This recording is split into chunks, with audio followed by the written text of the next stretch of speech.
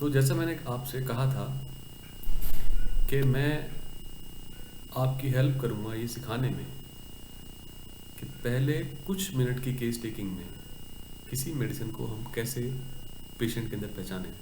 तो इस सीरीज़ में मेरी पहली मेडिसिन है एकोनाइट। एकोनाइट जिसे आप सभी जानते हैं कि इसका जो मेन जो कंसर्न होता है, जैसा हमें पढ़ाया गया है कि ये एक्यूट केसेस में काम करती है। मैं इसको ये बिल्कुल भी जज नहीं कर रहा हूँ कि एक्यूट में काम करती है क्रोनिक में काम करती है। कोई भी मेडिसिन एक्यूट क्रोनिक दोनों में काम करती है, लेकिन मैं अभी आपको जो ग्लिम्स देने जा रहा हूँ वो मोस्टली एक्यूट केसेस में यूज़ करने के लिए देने जा रहा हूँ।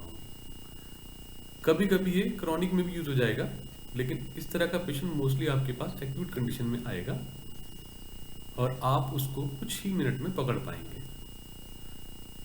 इस मेडिसिन का पेशेंट जब आपके पास आएगा तो उसका जो मेन कंसर्न होगा वो हम सभी जानते हैं कि एकोनाइट फियर ऑफ डेथ से जुड़ी होती है। लेकिन क्लिनिक में पेशेंट आकर आपसे ये नहीं कहता कि मुझे मरने का डर लग रहा है।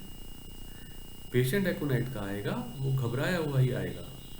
वो आपके पास आकर घबराहट में ही अपने लक्षण बताएगा, चाहे वो उसको दर्द हो, चाहे वो उसको सांस की तकलीफ हो, चाहे उसको फीवर हो, वो उसमें घबराया हुआ होगा और घबराकर वो बेचैनी से आपसे बात करेगा। बैठा भी होगा तो वो स्टेबल नहीं लगेगा आपको, कभी वो लेफ्ट हो रहा होगा, कभी राइट हो रहा होगा। इस तरह से वो सिंपल वे में, शांत वे में नहीं बैठ पाएगा। अपने सिम्टम्स को बहुत ही बारीकी से आपको एक्सप्लेन करेगा। बारीकी से मतलब एक के बाद एक इंसिडेंट बताते हुए कि मुझे इतने बजे बुखार शुरू हुआ, इतना बुखार हुआ, फिर ये हुआ, फिर वो हुआ। उस तरह से आपको थोड़ी सी डिटेल देगा वो। आपसे घबराकर वो अक्सर यही जिक्र करेगा कि ये जो लक्षण हो रहे हैं वो उनको किसी न किसी वाइटल ऑर्गन से रिलेट करेगा। जैसे कि ये लक्षण हो रहे हैं, हार्ट पे इफेक्ट आ रहा है, वो हार्ट की बीमारी की तरफ इशारा करेगा, वो लीवर की बीमारी की तरफ इशारा करेगा, वो ब्रेन की बीमारी की तरफ, जो भी हमारे वाइटल ऑर्गन्स हैं उनकी तरफ वो इशारा करेगा। उसके बैकग्राउंड में उसका फियर ऑफ डेथ ही है, क्योंकि ऑर्गन, इन ऑर्गन्स की बीमारियों का जिक्र कर कर वो आपको ये इंडिकेट कर रहा है कि उसको मरने का डर है। तो आपको यही पेशेंट को पकड़ लेना है।